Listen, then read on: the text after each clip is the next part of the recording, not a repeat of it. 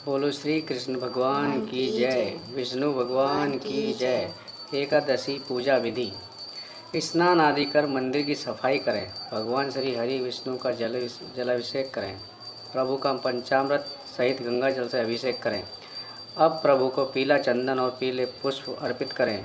मंदिर में घी का दीप प्रज्वलित करें। संभव हो तो व्रत रखें और व्रत लेने का संकल्प करें। इंदिरा एकादशी की व्रत कथा का पाठ करें। ओम नमो भगवते वासुदेवाय मंत्र का जाप करें।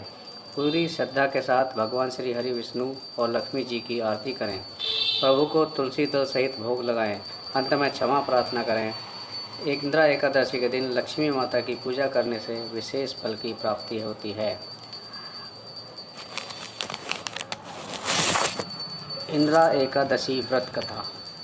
भगवान श्री कृष्ण बोले, हे युधिष्ठिर, अश्विन माह के कृष्ण पक्ष की एकादशी का नाम इंदिरा है। इस एकादशी का व्रत करने से समस्त पाप नष्ट हो जाते हैं। नरक में गए हुए पितरों का उद्धार हो जाता है।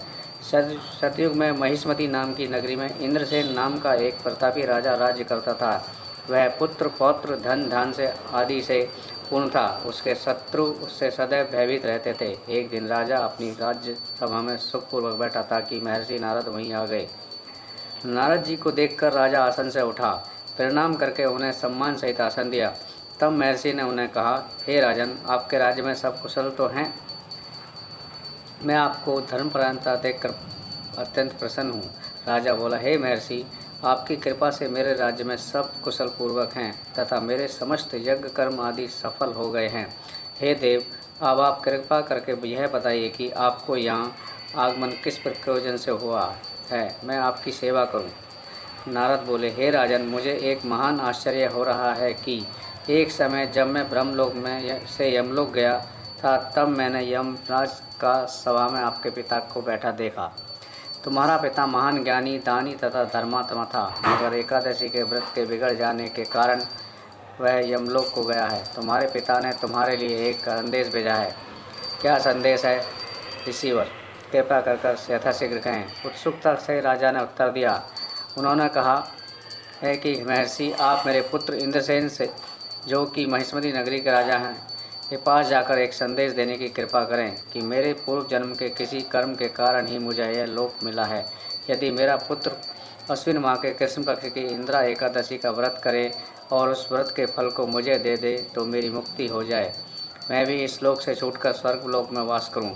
अपने पिता के यमलोक में पड़े होने की बात सुनकर इंद्रसेन को अपार दुख हुआ और उसने नारद जी से कहा, हे मुनिवर, यह तो बड़े दुख की बात है कि मेरे पिता यमलोक में पड़े हैं। मैं उनकी मुक्ति का उपाय अवश्य करूंगा। आप कृपा करके मुझे इंदिरा एकादशी व्रत करने की विधि बताएं। इस पर नारद जी बोले, हे राजन, अश्विन माह की कृष्ण पक्ष की एकादशी के दिन प्रातःकाल श्रद्धा सहित स्नान करना चाहिए। उस समय जल से निकलकर श्रद्धापूर्वक पितरों का श्राद्ध करें और उस दिन एक समय भोजन करें तथा रात्रि को पृथ्वी पर शयन करें। इसके दूसरे दिन अर्थात एकादशी के दिन नित्य कर्मों से निवृत्त होकर स्नान आदि के पश्चात भक्तिपूर्वक व्रत को धारण करें और निराहार रहने का संकल्प करें। इसके पश्चात कल भोजन करूँगा। हे भगवान, आप मेरी रक्षा करने वाले हैं, आप मेरे व्रत को संपूर्ण कराएं। इस प्रकार आचरण करके दोपहर को शालिग्राम की मूर्ति को स्थापित करें और ब्राह्मण को बुलाकर भोजन कराएं तथा दक्षिणा दें।